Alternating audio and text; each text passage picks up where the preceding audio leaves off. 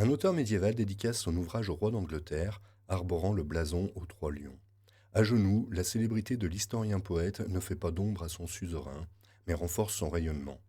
Né à Valenciennes, disputé entre les rois de France et ducs de Bourgogne, de langue française, il entre à la cour d'Angleterre au début des années 1360.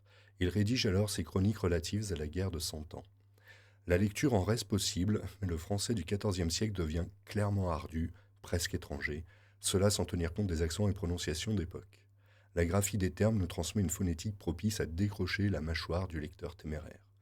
Au lieu d'adapter ses poèmes, je livre ici les visuels de la plus belle édition de son histoire chevaleresque.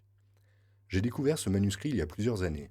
Le talent et la fantaisie des illustrations m'ont fasciné. L'excellence de Loisel Liédet lui a valu des commandes prestigieuses, dont celle-ci, réalisée durant les années 1370. Je vous en livre l'intégralité pour les Chroniques de Froissart, volumes 1 et 2. Les tomes 3 et 4 ont été illustrés par d'autres. Au début, les miniatures sont nombreuses, elles se raréfient peu à peu, soit pour des raisons de financement, soit en raison de l'âge enlumineur, soit les deux. Son riche mécène est un statuaire de Hollande, Louis de Crutuse, à en croire les blasons fleurs de lycée omniprésents dans les décorations, malgré un texte réalisé pour la reine d'Angleterre, voici une copie passée dans l'orbite culturelle française. À l'ouverture de ce manuscrit, on découvre une proto-table des matières, ici reproduite pour le tome 1. Les historiens de la période moderne soulignent, à juste titre, que l'imprimé a changé le rapport au livre, au savoir.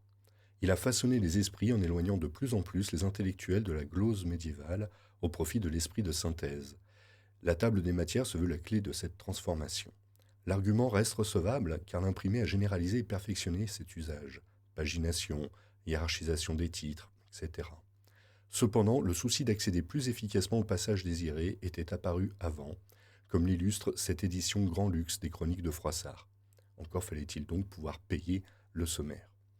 Un tel ouvrage n'était pas destiné à être annoté comme les écrits théologiques dont les exemplaires s'enrichissaient des commentaires universitaires, un peu comme le manuel de potions découvert par Harry Potter dans Le Prince de Sang-Mêlé, d'autant plus précieux que le commentateur était talentueux. Cette glose médiévale était une autre approche du savoir qui pourrait rattraper les lecteurs actuels avec les arborescences de liens hypertextes. En outre, l'humanisme est souvent présenté comme l'émergence d'un nouvel individualisme. Là encore, les corporations médiévales ont propulsé des virtuoses dans la vie de cour, les fortunes infortunes du mécénat. Pour les auteurs, l'imprimerie a offert un accès plus direct au marché de l'édition, financeur anonyme et puissant en cas de popularité. Il n'a pas fallu attendre le XVIe siècle pour que les humains vivent leur individualité. Ces succès, plus rares au Moyen Âge, ont existé, comme le montre cet ouvrage. Ils se sont multipliés avec la croissance économique de l'Occident, mais aussi avec la laïcisation relative de la culture. Jacques Le Goff a dit du Moyen Âge qu'il avait été, pour le meilleur et pour le pire, totalitaire. Il désigne en cela le rôle de l'Église du siècle d'Innocent III et du quatrième concile du Latran, qui a officialisé l'Inquisition. Pourtant, la culture chevaleresque a été rivale de la cléricale, et toutes se sont enracinées dans la terre, à une époque où la paysannerie n'est jamais loin. Au siècle suivant, cette chronique apparaît très profane. Après avoir, au fil des siècles, doté l'Occident d'un blanc manteau d'église, le clergé pèse de moins en moins lourd dans le mécénat. Les individus du bas Moyen Âge restaient cadrés, mais ces affirmations individuelles peuvent surprendre alors que l'anonymat des artisans de Dieu est une idée bien ancrée de nos jours. Même si le texte reste difficile d'emploi, il n'est pas impossible à lire ni inutile. Chacun constate, en visitant les villages, que le Moyen Âge nous a légué l'armature de nos campagnes actuelles. Ce qui s'observe dans le paysage se perçoit aussi dans les mentalités.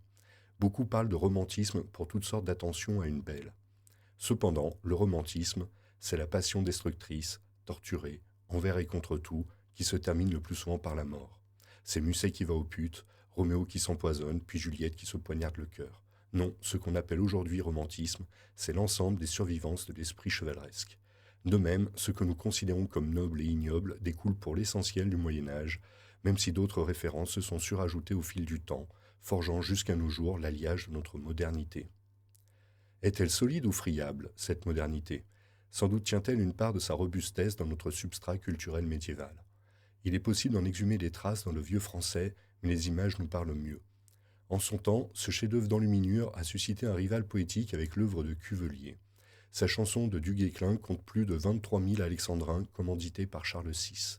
Redécouvrir l'héroïsme de ces temps de malheur par l'écrit devient difficile, mais l'image est une solution de facilité pour le grand public. Sans doute est-ce essentiel. alors que de nouveaux barbares tentent de débaptiser la langue française, de rayer le peuple de France de son histoire et de lui donner Averroès pour ancêtre totémique.